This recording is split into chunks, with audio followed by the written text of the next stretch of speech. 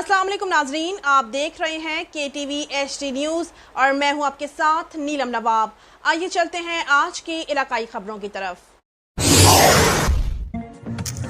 खबर शामिल करते हैं मुबारकपुर से। राव मोहम्मद नदीम सिटी रिपोर्टर की रिपोर्ट के मुताबिक 26/3/2024 बिस्मिल्लाहिर्रहमानिर्रहीम प्रेस रिलीज।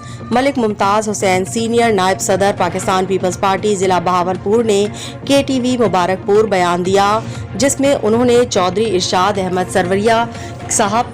सरोया साहब की वफात पर दुख का इजहार किया। उन्होंने कहा कि पीपल्स पार्टी एक वफादार और कुर्बानी देने वाले लीडर से महरूम हो गई है। हम वर्कर्स ने जिया का दौर हो या नून लीग का दौर हो, उनके जुल्म का मुकाबला किया है और उनके जुल्म का निशाना बनते रहे हैं।